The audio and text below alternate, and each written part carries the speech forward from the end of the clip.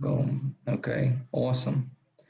So we got Peter on this call, and my name is Ilya Kos. If you guys don't know Ilya Kosilov, actually, former NYPD officer, now a full-time real estate investor and entrepreneur, and have the pleasure of having Pete on here on the call with me.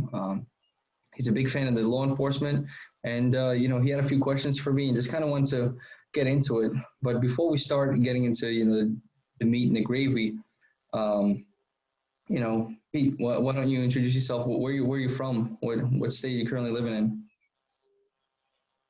For now, my name's Peter. Currently in the Chicagoland area, and I'm currently getting into drop shipping. My Ilya Kosov's brother is into, and I've always been a fan of law enforcement. I've always liked seeing how they do things. I watched First 48 a lot. I also watched Cops. YFPD. You learn about how they all function, and it's very very interesting to see how they work and what they work in certain situations. Most definitely. And a lot of those TV shows actually, there's some of them are really accurate, and the TV shows are crazy too, like Live PD and Cops and stuff like that. And it's kind of crazy because I remember watching some of the shows and I'm like, hey, why the cop, roughing this guy up, or why did he tell? But it's like when you're watching it from a civilian perspective, and then you actually go into the police of like law enforcement life, and you're experiencing, and your life is in danger, you understand, like, okay, well, look, this guy is technically resisting, this guy is technically running away, right? So he's doing certain things, and you're trained to do certain steps, right? So if this happens, this type of scenario happens, this is the reaction that it's supposed to occur. And the civilians don't know this, and I wish they were taught this, so this way people would understand that the protocol is XYZ, right? And just taking the time to explain, I think it would actually help some of the people fully understand that, hey, that's not okay, right? If you are going to get arrested, the best that you could do is just turn around and put your hands behind your back and fight in court. If you think it's a wrong arrest or something like that, you fight in court, not on the street. That's not acceptable, because then you get more charges, you get more resisting arrest, assaulting a police officer. Things just escalate, right? And sometimes it ends up deadly, right? It depends on the situation. The guy gets really that desperate, tries to grab the cop's gun, or he grabs his own gun and ends up losing his life over a parking ticket or a speeding ticket, something that could have been taken care of in the court. That's what the courts are made for, is to fight it out. Now, all the courts, like, Exactly. super, super organized. They're a mess. Also, they have a lot of cases and stuff like that. So it does take a long time. It takes time, a long time sometimes, for cases to go through. But that's the best case scenario, right? Just go to court, take care Yeah. of it there with your lawyer, um, and that's it.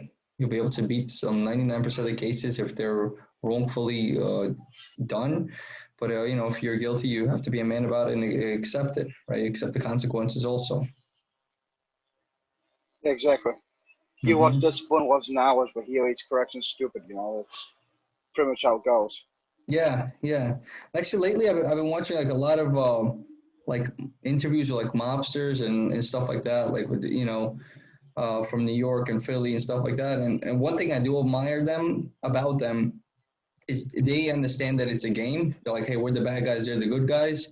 If we get caught, we get caught, right? They beat us. Like even like Donnie Brasco, like a lot of guys were upset that he was undercover and deep undercover, and he outsmarted them, but they also accepted the fact like, oh, he's better than us. He got us. He played us all, but that's all right, right? And that's his job. He was doing his job. As long as they're not framing us or adding crimes that we've never committed, we're okay with it. You get caught, that's part of the game. And those guys are like I would say, professional in the sense about their criminal, right? Their crimes and stuff like that, like organized yeah, crime. it's a lot more honest too. The mobster guys, I would have to say, are a lot more honest from like my watching TV shows about them and all that. I feel like they're more honest than your average criminal. Yeah, Like yeah, they're gonna admit they screwed up, but the guy who just robbed the convenience store and shot the cork is gonna be like, no, I didn't do anything wrong. I didn't do anything wrong. These guys will admit I did something wrong. I fucked up. I shouldn't have done done X. I shouldn't have done Y. You know Yeah. what I mean? I feel like they're going to be more honest and upfront about it. Yeah, they're more like sophisticated criminals, and when they get caught, they're like, all right, yeah, I got caught, right? This is why we have good lawyers. We're gonna go try to fight it down in the court. They understand the game, like you said, like the punk who robs the place, and you try to arrest him, then he fights you, and then screams that you're beating him or hurting him. When it's like this guy's fighting back, and you had to use necessary force to put him into custody. So that's the difference. And actually, I respect that. I didn't realize these guys were like that. But after watching a bunch of interviews, I was like, whoa, it kind of changed my perspective. They're Yeah, still criminals, right? They're still doing illegal things. I'm not saying go yeah. out and do that. I just think, wow, okay, cool. They play by the codes and set of values. Did you ever encounter any mobsters during your years in law enforcement, or did you not Yeah, be in those areas? yeah. Yeah, because one part, actually a few parts in the Bronx are like Italian too. So you got a few Italian guys, and one arrested them. It was for something stupid for like I think he was like one of the guys had a suspended license, but a pure gentleman. The guy's dressed up nice, and I don't know if he didn't pay a parking ticket or something like that. Got out of the car, arrested him, but the whole time didn't give us a problem during fingerprinting, during transport. A pure gentleman. Like I said, you wouldn't if you met him in the street, you would never know what he does for a living, and you wouldn't know that he had a rap sheet of previous arrests. The guy is a career criminal, but he's also a mobster, so it was kind of Would you interesting. would you ever be able to name names on which mobsters you ever busted, or? It wasn't anybody big. I wouldn't want to reveal anybody's name just because if their family members are watching or hearing it. I don't want to upset the Yeah, families, you know what I mean? And like I said, I was just doing my job at that time, and now that's it. I'm out of that game, so I could talk about it. exactly. You can't really talk about it when you're still on it, because all of a sudden their family hears about it, and all of a sudden their family's after you as an officer. And that's not going to be a fun time. Exactly, and the job is probably it will get you in trouble. Also, we're not allowed to disclose those types of that type of information. See, the thing that most people don't understand is when you're a police officer, you are, at least from my perspective, right? From my um, experience, because everything's experience. Because maybe California handles it differently, but let's say in NYPD, you're under scrutiny. Like the job watches you with a microscope. They have internal affairs. They oversee and overlook things. So if you do go out and release some information, you can get into some serious trouble just for talking like, hey, I arrested, I don't know, Michael Jordan and taking a picture or something like that. You can get into serious trouble. So if you arrest like let's say a mafia guy, uh, and then you talk about it and release his name, it doesn't look good because then, like you said, the mafia could go after you. Those guys, if they want to actually do something, and then the job's going to kind of get you in trouble as well for breaking the regulations, which is right. Things have to remain anonymous, and you don't talk to reporters. They have a whole unit that talks to reporters. We're not allowed to talk to reporters. So all those protests and all this crazy stuff we see where people like, hey, yeah, you guys, like, like, why are you doing this? Or we're not allowed to talk to you guys. We are not allowed to talk to the media. We have a special unit that does that deals with the media. Would you say the special unit that deals with the media is a good one, or would you say they've made some big mistakes over the past few years with these protests? Well, it's better for them to handle it because they what they do is before they could speak to media, they consult with like the legal department, right? They know the legalities that they're not saying certain things or releasing certain information or um, saying things that are going to get them in the job right as an entirety jammed up. So it's good that they do it because they consult with the lawyer, with the legal department. They go over. They have a set of questions that they can answer and a set of questions that they cannot answer. So in a sense, it is good because me, let's say, as a beat cop, when they ask me something, and let's say I do give them my personal opinion, not the job's opinion, that becomes scrutinized by the public, right? Like, oh, look at this cop, doesn't really care or whatever. So it can actually backfire. So it's so it's better that for them to handle it. Yeah, and it's like sometimes you see these videos on the NYPD Facebook page. It shows them interviewing a cop. Of course, these cops have probably been coached on how to answer the questions because the questions have already been picked, and they show them responding to the questions. But also the media department has probably already coached them on how to answer the questions beforehand. Yeah, they probably, I wouldn't say exactly coach because you don't know what kind of questions, but they're gonna tell you, hey, look, if they start asking about, let's say, the victims' names or the age, you're not allowed to release that, right? That do not, because especially if it's like a minor or you know, or serious crime, certain things you're not allowed to release. So yeah, that's why you know most cops just staying silent when these people protesters or people are trying to ask them questions and things like that, and because you're not allowed to talk to them. Exactly. Mm-hmm. In your time with the NYPD, what would be the most gruesome scene you ever saw? Most gruesome, huh? Love it, love it. Straight to that. So one of the most gruesome things I ever saw. There's a few. Personally, responding, we were. It was like a big snowstorm, and just like snowed the day before, so it was like no parking, stuff like that, and I think it was still snowing. And then we get a call for like 2 blocks away from the precinct. There's a man with a knife, and we're like, at that time I was working the midnight unit, so this was around like 2, 3 in the morning, and we were driving down, cruising back there because another unit went there. So let's go back him up. Before we get there, we just hear a lot of screaming and commotion on the radio. We're like, what the heck is going on there? So we were like, I don't know, like 30 seconds, 15 seconds away. So we pulled up real quick. We ran. There's a lot of people screaming, yelling. So we're running up the stairs above to like the second floor, third floor. As we get to like the third floor, there's like you start seeing blood on the stairs. Then you get to the fourth floor, there's even more blood. I believe it was the fifth floor is the last floor on that building. Um, there was just blood everywhere. And in the corner of my eye to the right, I see a woman laid out, and there's blood smeared on the wall. And this is like the hallway, right? So this is not just like anybody's house. This is just a staircase they go in there, the vestibule, and there's like 1, 2, 3, 4. There's like 4 other apartments there. So she's there, and there's door open, and there was like an African gentleman there screaming like, "Oh, she's bleeding everywhere." And I'm like, what the hell? Like, what the heck did we just walk into? And then he starts pointing at the door right across, like, he's in there, he's in there, he's got a knife, he's got a knife. So at that time, we all run to the door, and you know, because of the circumstances, we don't need a warrant, right? There's a victim and there's a man in his house. So we kick down the door with our guns drawn, finger in the trigger, because we know this guy's dangerous. He almost killed this person. As we approach there, we see this guy with a knife standing there. He's like just like in his boxers, and he's all covered in blood too. And right when we're about to fire, right, shoot at this individual to stop the threat, he actually takes the knife and slices his own neck and drops the knife and falls down on the ground.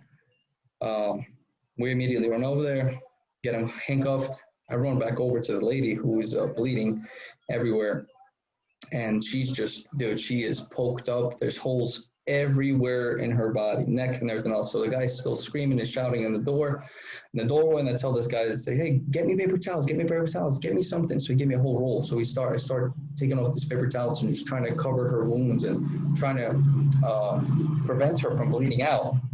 And we keep calling for the ambulance, right? We call it the bus. So we're like, where's this bus? Put a rush, put a rush, put a rush on this. But unfortunately, like I mentioned, it was a snowstorm the day before. It was still snowing a little bit. And they were like stuck behind cars and everything else. And I kind of sort of blamed them also because I'm like, hey, you guys are just being lazy. You're half a block away. Just fucking get out of the thing and run, because they're not there. They're not sure what we're witnessing. But I kept calling in for the ambulance. And eventually they got there. I would say like 10, 15 minutes later, they got there. And we were walking down this lady down the stairs, bringing her down. And what's it called? She actually said to she's like, Willie did this, and Willie was her boyfriend. And as we were bringing it down, that was her last words. She said, Willie's there. And boom, she died right there. And we carried her out. She was pronounced dead in the ambulance because they were trying to resuscitate her, continue doing CPR. But unfortunately, she lost a lot of blood. Damn. Yeah. And did this guy who sliced his throat, did he live or did he die also? Was that suicide? Well, unfortunately, the bad guys always live. It's the craziest thing. Like we say as cops, we will say like a cop could, he could stub his toe and get an infection and then die, and then a perp gets shot 15 times and he lives. So this guy lived. He lived, and he was, sent to the hospital and prison, and we had an officer guarding him nonstop until he was, I guess he went to court, and then they sent him to Rikers. And that case, I'm not kidding you, that case took about 2 years. Like we were going back and forth. Like I was already out of the midnight unit. I was already doing admin duty. I was doing domestic violence. I was doing different units, and they kept calling me for this case. And yeah, eventually it went through, and we were supposed to go to trial. And the day before the trial, he took a plea for manslaughter instead of homicide. But he still got, I think, like 99 years in jail, which is great. He put him away for the rest of his life. And yeah, that's probably the most gruesome. That is the most gruesome one, actually, because the fact was that when the lady was bleeding, I was holding her, and I could just see her eyes connect with my eyes, and she was just like helpless, right? And she was just looking for me to help her as much as I could, and I was trying to do everything I could, and stopping the bleeding and everything else. And sometimes you contemplate those things. You're like, oh shit, man, maybe I should have got the paper towels earlier. Maybe I should have tried doing things like that, and had some guilt after, like, fuck, this is, see if he could do anything. But senior cops were on scene too. They're like, like, listen, Ilya, there's nothing you could have done. The lady was fucking stabbed in her neck and her body everywhere. But you still kind of wish you'd done some, right? Even more or so something. But it was crazy. So that was like, but you know what? The crazy part about that night was like all hell was breaking loose. Because after she passed away and carried down, we were guarding the scene, and I don't know, like maybe like 30 minutes later, we hear another unit is calling for backup, and it's like another 3 blocks away by Wendy's over there on Jerome Avenue and 170th Street. So we fly down there, and they were saying like the call came over as initially like gang fight, and then a unit was calling for additional units. So we went over there flying the same day. Meanwhile, I got blood was still all over my body and covered, and we fly out there, and there was one young kid who was probably like 17 years old, and his brother, I guess that was his brother, was like screaming and crying like, yo, they fucking they beat him up, man. And I'm like, yo, who did this to you guys? Like, what happened? They're like, I'm not saying anything. I'm like, and then I saw his brother, because at that point the ambulance was there. The brother's eye was hanging out of his face. He must have got hit with the bottle, and it smashed his eye and this whole part, bleeding, completely bleeding, and his eye was hanging. And I was trying to get him to tell me, like, yo, who did this? Dude, it's like, you're going to lose your fucking eye. You're not going to tell me who did this? We're going to go get him. We're going to get these guys arrested. We're going to put them in jail. And he was like, no, I'm not saying shit. I'm not saying it. But he was like crying in pain. But dude, they don't want to talk about it. He was committed to the street life and his code of silence. And I think he lost his eye.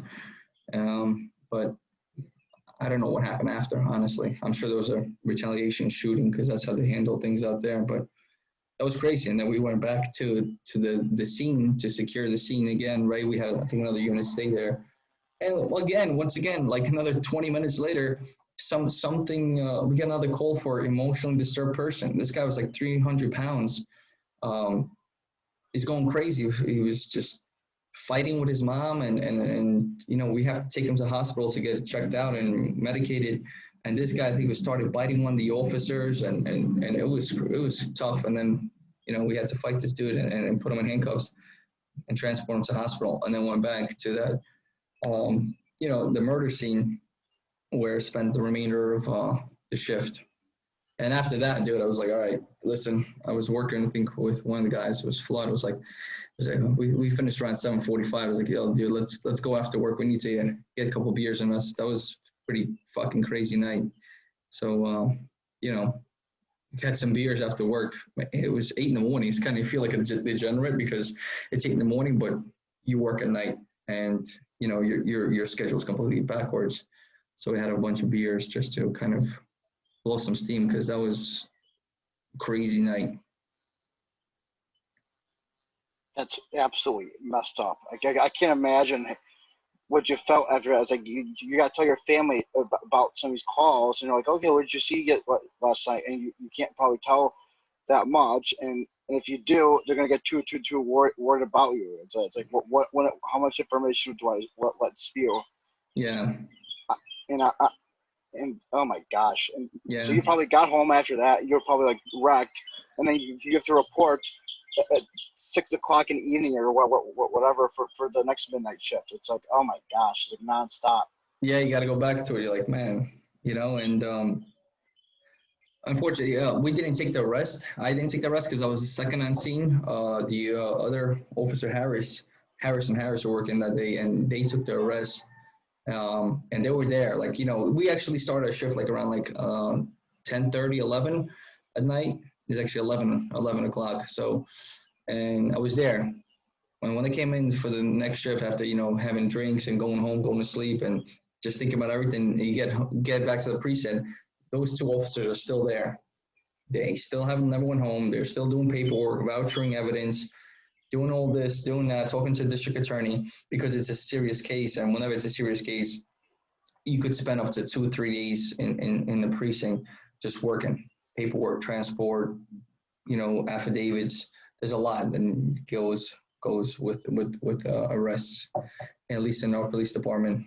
I hear other departments, they process it pretty quickly, but because it's a city and we have like certain protocols that we have to follow, it takes forever.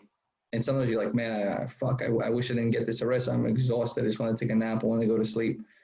But you're not allowed to. You gotta make sure you do your stuff. And Yeah, a lot of times here, especially here in Chicago, I look at the scanner pages. They have scenes cleaned up pretty quick. Whenever a shooting happens, the coroner's office has a private company that does body removal. They don't have their own body removal service. The Chicago Medical Examiner's Office, Cook County Medical Examiner's Office. yeah, So what they do is they have a private company that does it, and they got 75 minutes to respond. Because if 75 minutes passes up, a funeral home's just going to take it, and they're not even going to do an autopsy. that's crazy. Yeah. So then they get this scene, and they clean them up pretty quick. And it's also interesting. They reuse crime scene tape. They do not buy new crime scene tape. Like tape that was at a shooting like last Friday is being used at a shooting will be used at a shooting tonight. That's fucked up. And you know what? I got to be honest. When I started in the police department in 2011, we were kind of doing the same thing. Like we were undersupplied. We had cars with falling apart. Literally, you'll be summertime, the AC's not working. Wintertime, the air doesn't work. The steering wheel is ripped off and it's crooked, and it was just a mess. Eventually, it got better. Things got better. But now with this new mayor, it's a disaster. And Of course. yeah, like we're supposed to have fire hydrants and riot shields in our cars, and we didn't have any of it. And yeah, there'll be crimes, and like we're trying to call everybody, trying to find crime scene tape, and there was none. I'm like, all right, well, kind of you just get these officers on foot and have them act as the tape for the moment until we find some.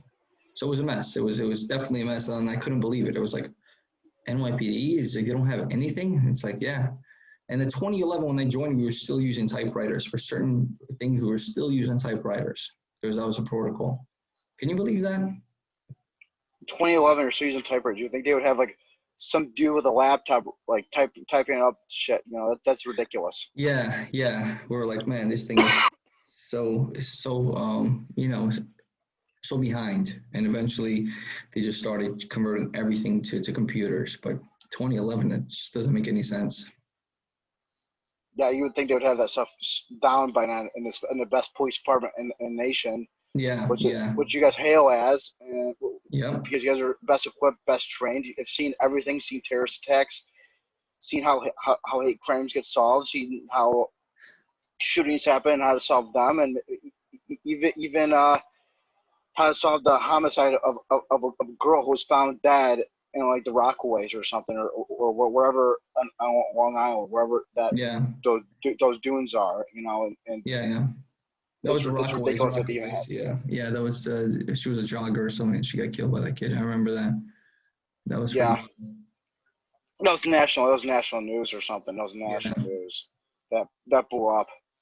yeah, yeah. It's No, got to for be sure. interesting. It's got to be interesting when we got national news on you guys. You guys use the same protocol for them, or is it like, or do you guys have to have senior people do it themselves? Like say you have the superintendent go talk to them, or what is the protocol if it's national news, or is it the same thing? It's the same thing, right? We don't talk to anybody. We just make sure you're doing everything, taking your time with the paperwork, with all the evidence, with everything, because now it's like you got more eyes on you. So you just got to make sure, and the supervisors have to make sure also, because then, if the cop messes up, the supervisor gets hit also. The supervisor has to take care of his stuff, and he can get in trouble, right? He gets like jammed up for not supervising the officer.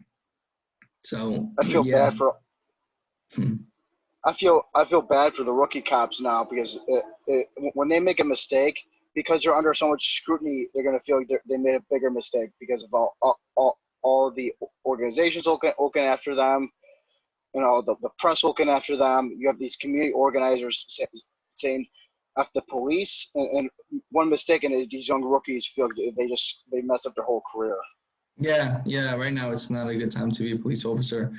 Um, I have a lot of respect for everybody who's still on the job, is still doing their thing, and God bless them. It's crazy. It's definitely crazy. And everyone's like, "Yo, Kaz, how did you leave at the perfect time? Like, did you have a crystal ball or something?" Because it was like coronavirus and like the protests and and all this crazy stuff that's happening, and it just timing, man.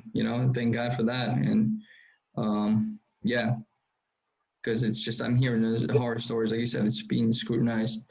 Um, for everything, for everything, especially rookie cops. It's crazy. Yeah, and didn't like 5,300 officers retire last year because of everything how bad stuff got. Yeah, yep. Cops are vested out, There's probably retired, quit. People just like f that. I've seen multiple officers quit. They're like, screw this. Like I'm out. I'm quitting after certain crazy scenes or whatever.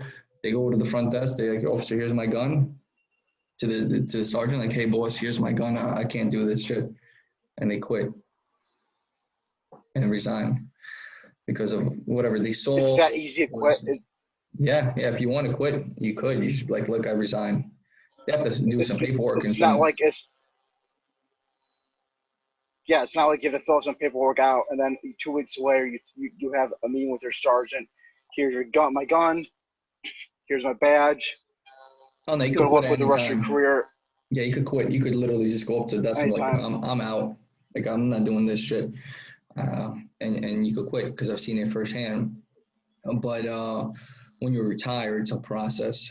You got to make sure how many hours you have, if you have any vacation time that's not used, and it's a whole process that they have to go through in order to retire you correctly. Mm-hmm. What would you say to someone thinking about becoming a NYPD officer today? If someone came up to you and said, "Hey, Ilya, I'm thinking about doing this," what would you say to them? Damn, dude. I mean, my honest opinion at this point, I would say try doing something else. At this point, I love the job. The job was my favorite thing in the world. Honestly, when I first became a cop in 2011, if you ask any of the cops that work with me, because we were on Impact, which was like foot patrol. You were on foot patrol for 1 or 2 years, and you were doing like community policing, also like preventing crimes and stuff like that. There's heavy presence. But at that time, it was driven by performance. You had to get arrests, you had to get tickets and stuff like that. At that time, it was a lot of fun. You felt like a cop. You actually were doing the job. You were stopping bad guys, right? You're pulling guns off streets. You're taking drugs off streets. You're helping victims. and you were praised for that. Now it's like you could get in trouble for doing your job, but also you'll get in trouble for not doing your job. So it's like you're damned if you do, you're damned if you don't. And I don't think anybody deserves to live that way. I don't think it's a good feeling um, to work for a job where you have to be afraid, of taking action because there's the consequences. So if you guys are not cops yet, I would consider going to other departments because I know they treat you a lot better in other departments. And right now in New York City, it's not the best idea. Now you could still do it. You could still do it. It depends what precinct you're going to go to and everything else. But it's just, it's you're going to be stressed the heck out because it's not a good time to be a cop. What departments would you recommend them going to, especially in the New York area? Would you recommend them going to Long Island? Would you recommend them going Yeah. upstate? Would you recommend them going over Connecticut? Yeah, so here's the problem with like Long Island, right? Suffolk County cops, like the highest paid cops. The thing is, a lot of times, all the time, they take people who live in Long Island. You have to score really high, and then you have to be, if you have a hook, a connection, you could get into it. But otherwise, it's just like luck of the draw. It's not easy because there's, I don't know, thousands and thousands of people taking the test, and they're only hiring, let's say, 50. So it's very hard to get into those departments, even upstate New York, like where I lived. I lived in the Bronx and Yonkers, which is technically Westchester County. Yonkers is very hard to get into also. You have to score high. If you have a military background, that helps you get in. You have to be a resident, right? If you have connections, so they can help you out.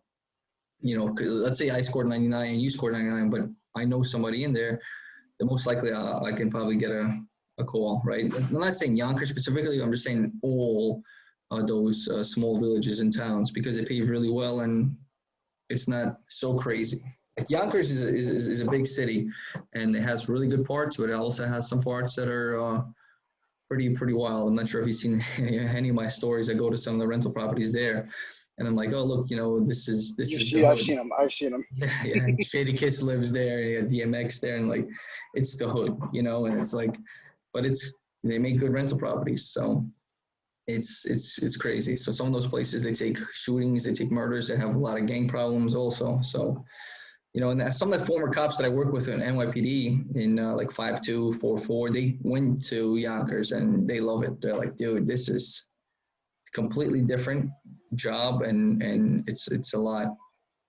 It's a lot of a lot of fun, and you feel like you're a cop, not just, I don't know what this job became, right, in NYPD. And some people might get offended with what I'm saying. Did you ever? We're still on the job, but the truth is the truth, man. I'm not gonna sit here and sugarcoat it. That's it. Some people don't want to face it, right? And it's like, but I think at this point in the history of NYPD, everyone can agree like this is probably like the lowest of the low, right? Full of camaraderie and supervisors like the mayor and stuff like that, taking care of the cops and protecting them. The guys who protect the city, built the city up, made it safe. If you go to Times Square right now, it's like the 70s and the 80s. You got all the drug addicts over there in Times Square. You got drug dealers over there. You got shooters. You got prostitutes. It's just a shit show. Once again, it took 30, 40 years for the cops to clean it up, especially with Giuliani. And now it's just a mess again. It's just went back to like the Wild Wild West. So eventually my prediction is that the city is going to just get really, really bad. And eventually they're going to ease off. The media is probably going to ease off. And the cops going to have to start being cops again and cleaning up the city. But let's see, because look at Chicago. It's still on fire. It's only going to get worse. Like I'm friends with a Chicago police officer on Facebook. He just retired actually after like 34 years. He's a lieutenant, and he says he's pretty much says for people, you need to leave Chicago. You need to leave it like as soon as possible. In the next 3 to 5 years, this city is going to burn down. Mm-hmm. It's not going to survive. For sure. It's not going to survive what's coming because the amount of officers they're going to quit. the amount of officers that are going to retire. He says the younger officers who are coming on are not very experienced at all. They're not going to know shit on what to do in certain situations, and they're going to follow themselves. Exactly. It's going to be chaotic. I'm hopefully I'll be out by then. Yeah, and Hopefully I'll be out then. Hopefully I'll get my family out too. yeah, you got to get out of Chicago, and that's what I would recommend. Like, if anybody wants to be a cop, just go upstate New York. Like, New York City is like at the tip bottom of New York State. New York State is humongous. So go up north, go out towards Albany. There's so many other opportunities there, and it's less crime, less bullshit. Like, I live in Pennsylvania as well. And in Lancaster Police Department, it's gorgeous. It's a beautiful place. They have new patrol cars. Cops are always looking sharp, but they're not dealing with heavy crimes like we were in New York City. And you're treated like an officer, like a gentleman. So there's no need for anybody taking that abuse. The thing is, and NYPD has a name, has a reputation, has a name, and it's great. But your health is more important, right? And your stress level is more important. So if you have an opportunity to go anywhere else, definitely do that. If you got to move across the country, do it. You do it for 1 year, 2 years, you don't like it, you move back. That's the thing, is most people get stuck like, oh, I have to stay in New York City. Why? You don't have to. You choose to. Everything's a choice. And then you're going to ponder, 10, 15 years later, like, shit, I should have took this job with the opportunity. But you never did. And now you're going to be regretting that. So that's why I recommend people taking tests everywhere, and try to see. And not just major police departments, right? Like, not like Philadelphia or like Baltimore. Like, take some of those small townships also and go with that. Exactly. It's like I was watching the show Alaska PD, and they showed up in Alaska, a lot of their police officers are from the lower 48s. They showed a cop that was formerly a Norfolk, Virginia officer, and this cop said she loved it. She said it was much better because she did gang duty, she did all this other stuff in Norfolk, and she hated it, and she was happy with her position there, and where she took a job up in Alaska. I think she took one with the I think Petersburg, Alaska Police Department, and she loved it. She said she loved it, and it looked like she was having a happy career. That's it. Even though police departments are much more are a lot understaffed because of bad recruiting up there. Exactly. And maybe lack of funding and stuff too. But at the end of the day, it's like, the thing is this, like, me, I was like, I'm staying for this forever because I loved it. And when you're a rookie cop and you're dealing with crazy jobs, and you're running, towards shootings and guns and knife attacks and gang fights, it's an adrenaline rush. You have the best stories. It's crazy experience, but that stuff gets old. Like, I never thought this would come out of my own mouth because I'm an adrenaline junkie. And yeah, I did. It was like, man, enough is enough, right? Like, these guys are husband and wife fighting again. These people are arguing. This gang is fighting. There's another shooting. And it just becomes like repetitive. And it's like, after a while, you just get burnt out of it. And you're like, man. And you see the evil side of the people, right? So you see there is a good and there is a bad. And you definitely, when you work in law enforcement, you are surrounded by a lot of bad, evil people that stab the wife, like you asked me initially. And I forgot to mention, when we went to court, I asked him, like, so how many times was she actually stabbed? Was it like 40 or 50? And you're like, no, the autopsy showed that she was stabbed 100 times. I'm like, 100, like 100? She's like, yes, 100 exactly. 1, 2, 3, 4, 5, 6, 7, 8, 9, 10. Yeah. How the fuck do you get to 100? Just, my God. Dude, the backstory is you gotta do like 2 nights at a time, 50 each. He thought that she was like cheating on him or something like that because she came home late. She has a daughter who was like 3 or 4, and the other one was like 10 or 11. And he said, "Your mom, I'm gonna kill your mom." And he grabbed the mom like in a headlock in front of like the 10-year-old, took her and started stabbing her in front of them. She ran out. The daughter ran downstairs to the 3rd floor. That's why her aunt lived there. That's where there was blood. And she had her call the cops. And yeah, that's why there was blood on the floor, because she ran over there. And then like after we Yeah, grabbed because the guy who cut his neck, the baby was in the back room still crying. And that was like another emotional thing. Like, damn, man, like poor kid had to see this and witness this, you know? And during the funeral, believe it or not, that young child ran up to the mom's casket and he like she pointed and she did like the motions of Willie killed mom. So even the baby, you know, saw it. So stuff like that, dude, it sticks with you forever. And you know, that's what happens when you work in the major city. You know, there's a lot more chances of some shit like this going down. It was crazy. that's the kid going up to the casket and doing the motion. And Yeah, God, that just nails me in the head. It's just like yeah, drills dude. into me. Killed her in front of both the kids. That's the crazy part. And then another crazy part about it is the guy works in like I think he worked in this like a supermarket as a butcher. So there you have it. He knew what he was doing. He knew what he was doing That's why he pretty much. stabbed her 100 times. So let me fill you in. So the way the neighbor described it, right? That African gentleman that initially was like with her body there, he said that when he started stabbing her, the niece ran out, the door was flung open. She was trying to run away. That's why there was blood all over. She kept slipping and falling on her own blood.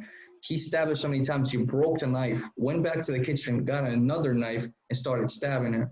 That African dude grabbed the broom, was trying to push him away, and he started stabbing towards the that gentleman, and he was just scared. And he was trying to keep waving away, and then he ran into that apartment, and right there we ran up, like up the stairs. So he kept stabbing her. For, I mean, 100 times. So by the time we got up there and we ran up the stairs, that's when the stabbings like stopped. Literally a few seconds before the first unit arrived, and we were right behind him. So it just flew up the stairs, and that's what he was I trying can't to commit suicide. I can't imagine once you guys opened that door and you guys saw the knife. It's like on the ground. Drop the fucking knife. Drop the Yeah, fucking. Don't do it. Don't fucking. yeah, it was like And then he that. Yeah, slits it. He yeah, slits his throat, and it's just like, oh my. And then yeah. he probably fell forward. That's right. You guys probably didn't have tasers then. If you guys got in there, so one of them could have had non-lethal and tased him, while the rest of you guys had lethal. Moved in, cuffed his ass, took him in. I don't know how that would have worked if you guys would have been able to use non-lethal on a situation like At that. that But point, no, you're going lethal. You have a victim right there who just got murdered. He has a deadly weapon in his hand, still with the blood. You're skipping, right? So the police department usually goes one above, right? You're using your fist. I'm going to use my taser or the baton, right? You're using a stick, a baseball bat, or a knife. I got to go one level up, right? Which is lethal. So that's how we're trained. We're trained that if someone's using a weapon, if I get hit in the head with a baseball bat, you could, number one, kill me, give me permanent brain damage, take my firearm, and not continue killing people. At that point, you're not taking a chance. And those tasers, unfortunately, they don't work every time.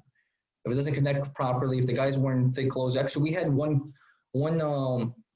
job that took place at 149th Street in Grand Concourse. It was a homeless guy there, and he was like, I don't know, he was like swinging a stick and being crazy. And then people called in. They were like, hey, this guy's trying to fight people.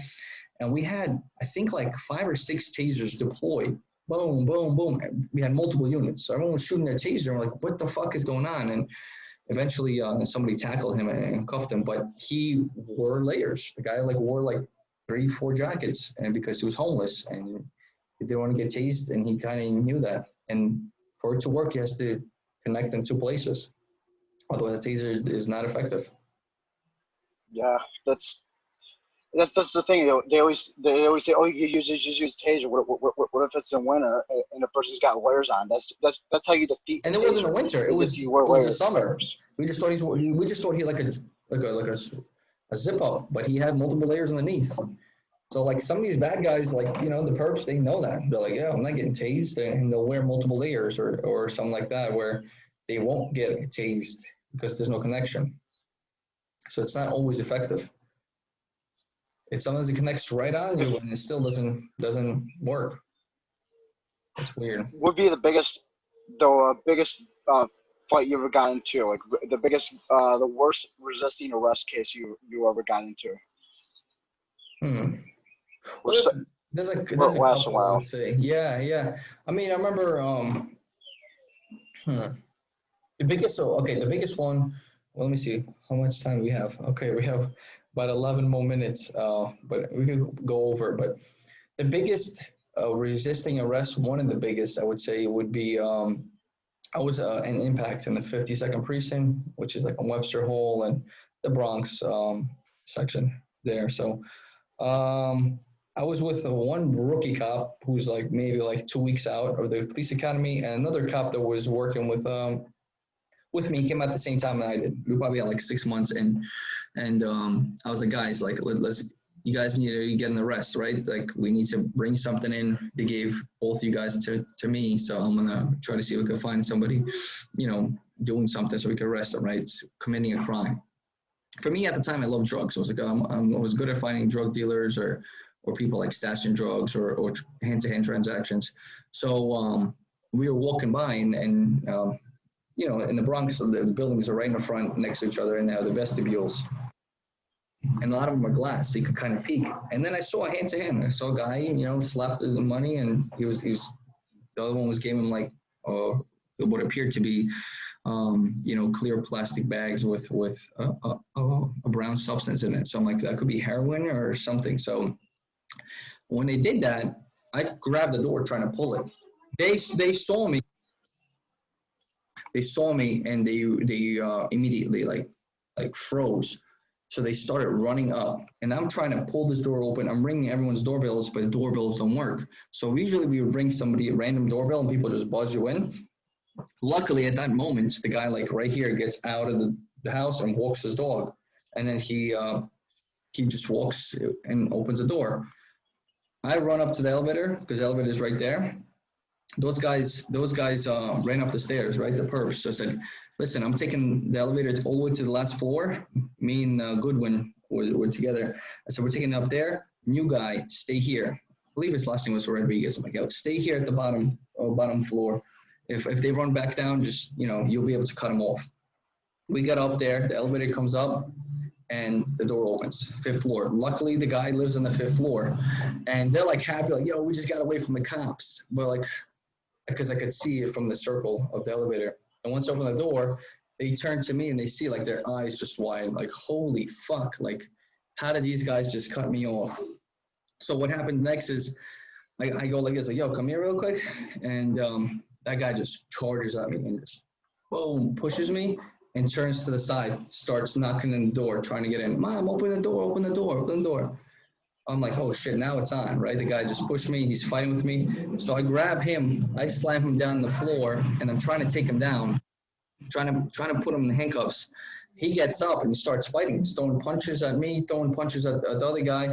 And at the time, I'm a boxer too, so I start throwing punches at him, and he's still next to the door. Like, he's screaming, like, Mom, open the door, open the door. I hear dogs in there. I'm like, holy fuck, there's dogs in there. Like, it sounded like two vicious dogs. And we slammed this guy again, trying to put him in handcuffs, but he is so strong. He gets up and he tries to push Goodwin by the stairs. And during this whole time, we keep throwing him down and punching him. He's like ripping some of his clothes off. Like, he just keeps fighting and resisting, and it just becomes a mess. And then we're screaming for Rodriguez, like, yo, Rodriguez, come up here, we need some backup. Rodriguez doesn't hear us, so we're slamming this guy, punching him, trying to get his hands. He's super strong. I'm like, this guy is fuck. He's either super strong or he has something on him that he is like, he knows he's going to jail for a long time. Then he screams at his mom, like, Mom, let the dogs out, let the dogs out. And I hear the door going. So I grab my gun. I'm like, I'm not getting bit by no fucking dog.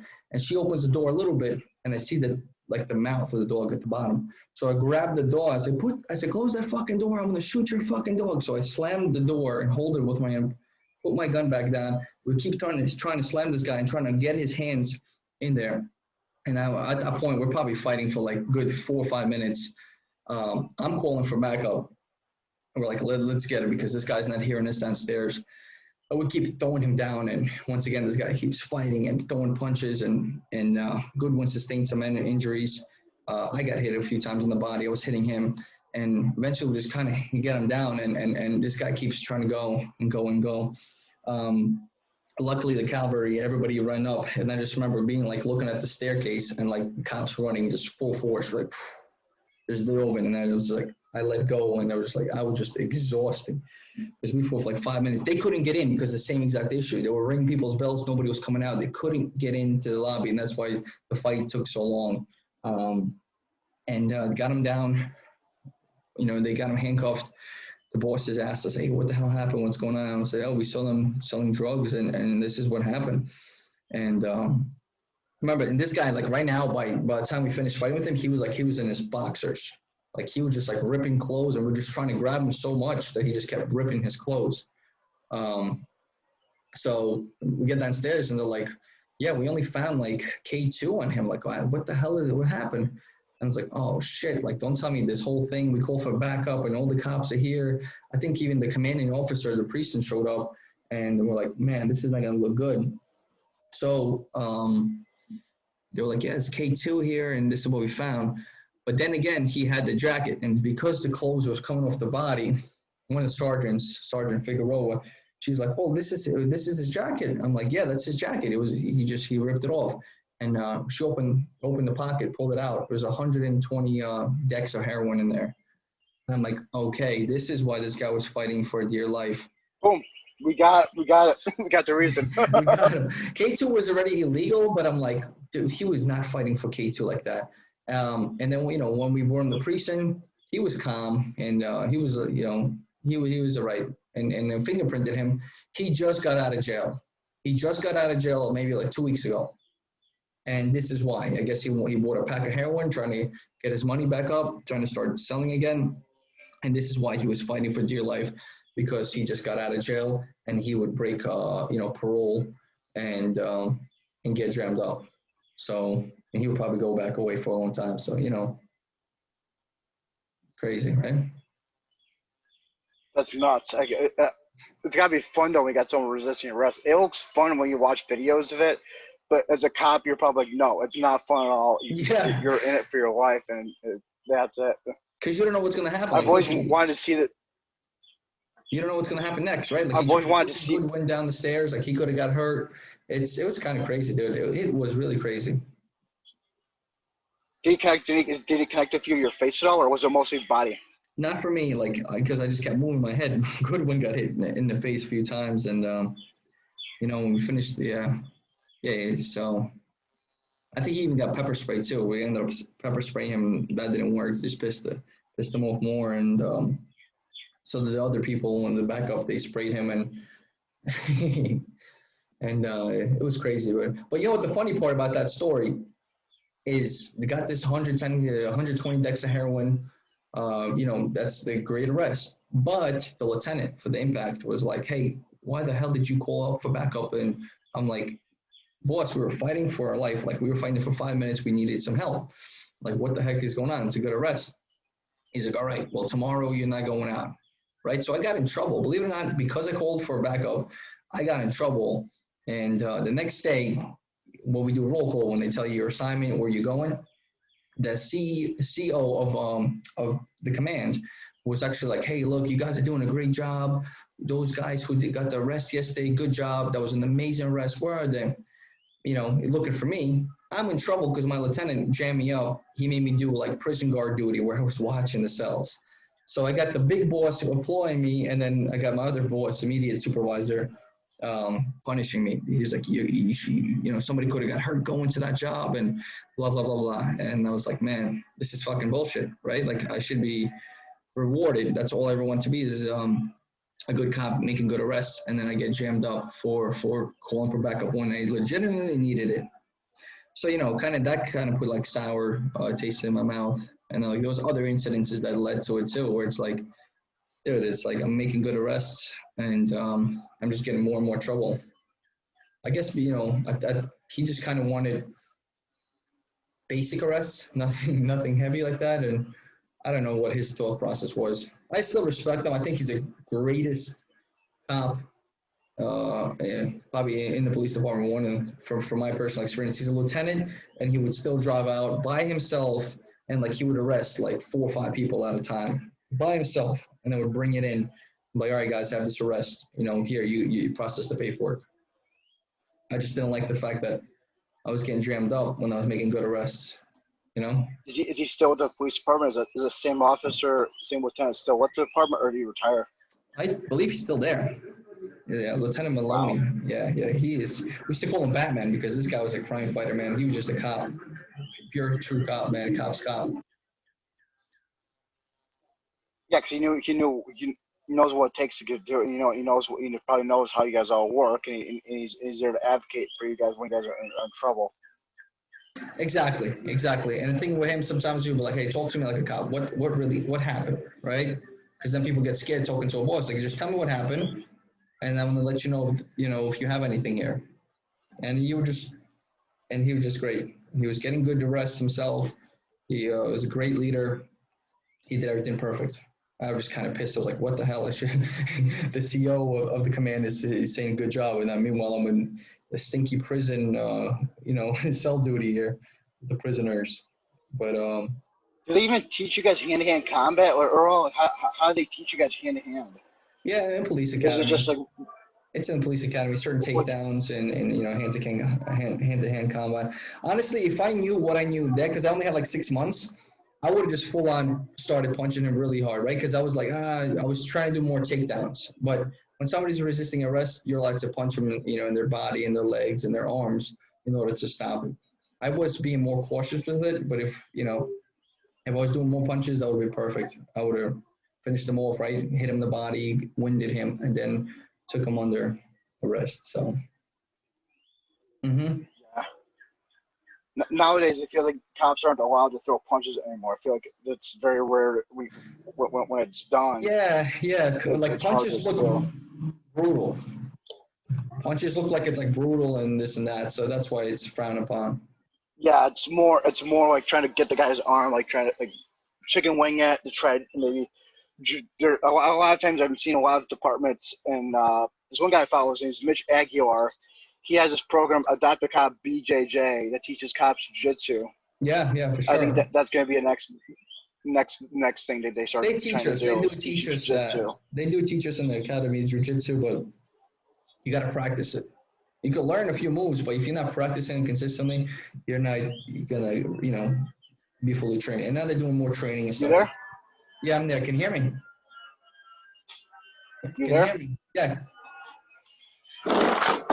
Hey, can you hear me?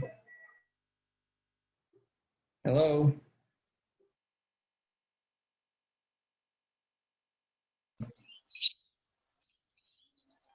Yeah, so that's that, man. I think it's just about time that we gotta start wrapping things up.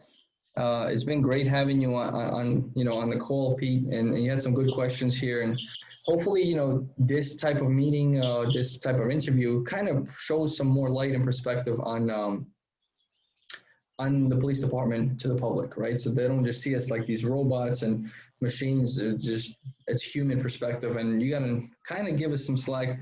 We see a lot of messed up stuff, and it's kind of hard holding it in, right? There's a lot of psychological things there. So yeah. Yeah, you're mad from after seeing someone get stabbed to death, and all of a sudden you have to go and calm the person down who just lost their eye in a fight, and then you have to be able to be calm with this person and treat him like it's a new call and everything's fresh. When it's not very fresh, you still have the fact you just saw someone covered in blood, was stabbed 100 times in an apartment 3 blocks away. It's Yeah, oh my.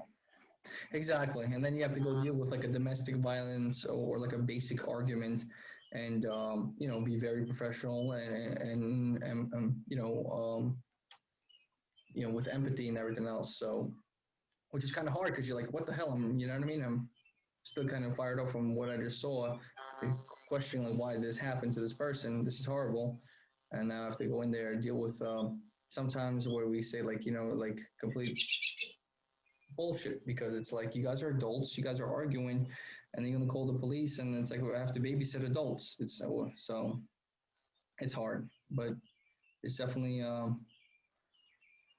respectable job. Definitely is. It's Mhm. great seeing it from your angle, because I know East Coast cops are a whole different breed compared to Midwestern ones. I feel like East Coast ones are a lot more built different. They're a lot bigger, and they're a lot more tougher than the cops here in the Midwest. And it's because you look at pictures of them, you see pictures of New Jersey State Troopers, you see pictures of Rhode Island ones, and these guys look like they're ready to storm a beach pretty much. They're Yeah. Yep. For sure. I agree. I agree. This is a different world. you probably know that we go to different areas of the U.S. You probably go down to Florida or something. You go down to maybe wherever else you've been in for your deals, and it's like these cops don't look that tough compared to ones I saw back home. They're a whole different breed on the East Coast. Yeah. Yeah, dude. East Coast is definitely good. Got some tough big cops. But honestly, anybody who puts on uniform, um, and puts out their life, right, for a job, for a career, deserves like a round of applause and a salute. Because the best thing I could say is, like, if you work at McDonald's, if you work at Walmart, if you work for a giant corporation, when do you get shot at or hated for working for that corporation? Never. No one's like, oh, I'm going to kill this guy who works at McDonald's. Oh, this guy works at the DMV. I'm going to hate him, hate his guts. But you have to deal with that here. Just because your job, just because you chose to work and you're trying to do a good thing, people hate on you and want to hurt you and curse at you because of your career path. And that's just a whole other thing that you have to deal with. People hate, a lot of times they hate cops. And it's because they're probably doing something wrong.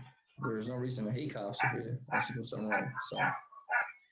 Yeah, so yeah, let's wrap it up. And I'm definitely going to get another call with you Yep. again. I know you got a few more questions, and we could, connect on a Oh different yeah. time and go over some more. All right, it was great talking to you. Have a great rest of your week. Keep killing All it with right, your business, and I'll keep killing it with mine. And let's keep going. All let's right. God go. bless. God bless, brother. Take care. All right. God bless, brother. Bye.